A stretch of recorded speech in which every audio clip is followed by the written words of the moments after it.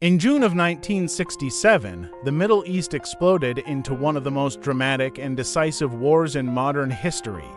It lasted only 6 days, barely a week, yet its impact was so enormous that the region has never truly recovered. Borders were redrawn, armies collapsed, morale shattered, and millions of lives were pushed into a deeper state of uncertainty and displacement. What happened in those 6 days was not simply a military clash. It was a psychological earthquake that transformed the political and emotional landscape of the Arab world and Israel forever. In the months leading up to the war, tension was building like a storm that everyone could feel, but no one could stop. Israel was surrounded by hostile neighbors. Egypt, Syria, and Jordan spoke openly of confrontation. Troops mobilized, borders tightened. The language of war filled the airwaves. Arab leaders promised victory with confidence, telling their people that Israel could be crushed, that the time had come for a decisive showdown. In Israel, fear was mixed with determination. The nation was small, vulnerable, and painfully aware that another war could be existential. Then, on the morning of June 5th, Israel struck first. In one of the most strategically bold moves in military history, the Israeli Air Force launched a preemptive assault on Egyptian airfields. Jets flew low to avoid radar detection, racing across the desert in silence before unleashing destruction. Within hours, much of Egypt's air force was destroyed on the ground. Runways were cratered, planes burned in rows. The skies, which Arab armies had assumed would support them, suddenly belonged almost entirely to Israel.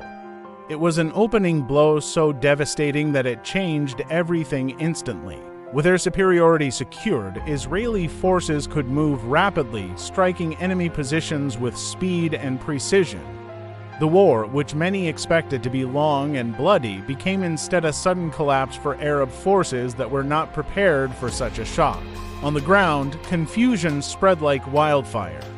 Egyptian troops in the Sinai found themselves under constant attack from above.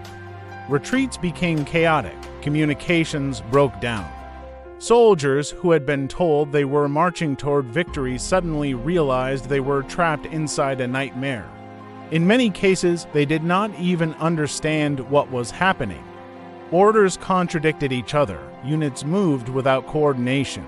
Men fled across the desert, exhausted and disoriented, while Israeli armor pushed forward. What made it even worse was the propaganda. Arab radio stations continued broadcasting confident messages of triumph, claiming victories that did not exist. Egyptian and Jordanian troops heard reports that their armies were advancing successfully, that Israel was being beaten back. Some soldiers fought believing they were part of a winning campaign, only to discover moments later that their fronts had collapsed entirely.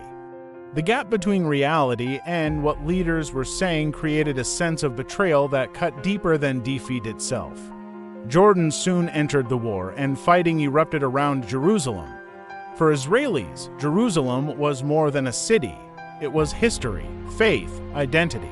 For Jordanians and Palestinians, it was also sacred and deeply tied to Arab presence and pride. The battle for the city became one of the most emotionally charged moments of the entire conflict.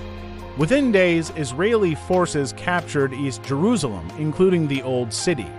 When Israeli soldiers reached the Western Wall, a site of ancient Jewish longing, the moment became instantly symbolic. Men who had fought through chaos stood in silence, some weeping, touching the stones as if history itself had returned. For Israel, it was not only a military achievement, but a spiritual event that would be woven into national identity for generations. At the same time, the war was reshaping the region at breathtaking speed. Israel captured the Sinai Peninsula from Egypt, the Golan Heights from Syria, and the West Bank from Jordan. In 6 days, the map of the Middle East was transformed. Arab armies, which had once seemed powerful in numbers and rhetoric, were left broken and humiliated. But the deepest wounds were not only territorial, they were psychological. Across the Arab world, the defeat felt like a collapse of dignity. Millions had believed the promises of their leaders, the radio broadcasts, the bold declarations. Instead, they witnessed a disaster that seemed almost unreal in its speed. Soldiers returned home traumatized, not only by what they had endured, but by the feeling that they had been lied to, that their governments had fed them illusions instead of truth. Civilians also carried the trauma. Families listened to reports of victory while hearing distant rumors of collapse. Then suddenly, the truth arrived like cold water. Entire territories were lost, thousands were dead or wounded, and the future had shifted overnight. For Palestinians, the war marked another profound catastrophe. Hundreds of thousands were displaced. The occupation of the West Bank and Gaza created a new, enduring political reality.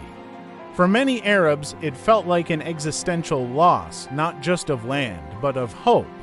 The sense of being uprooted, of living under someone else's control, became part of a long and painful story that continues today. The Western Wall became a powerful symbol for Israel, representing survival, return, and victory. But for millions of Palestinians and Arabs, the war left behind symbols of loss, displacement, and unfinished struggle.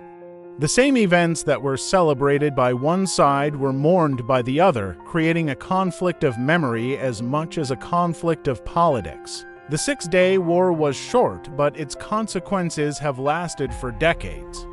It reshaped borders, transformed identities, and deepened divisions that remain unresolved. It demonstrated the brutal speed with which modern war can change history. And it revealed how propaganda, pride, and false confidence can lead nations into catastrophe. In the end, those 6 days were not simply about tanks and planes. They were about trauma, about belief shattered in real time, about soldiers realizing too late that victory was an illusion, about a region plunged into a new era where land, faith, and displacement would define politics and life for generations. The war ended quickly, but in many ways, it never truly ended at all.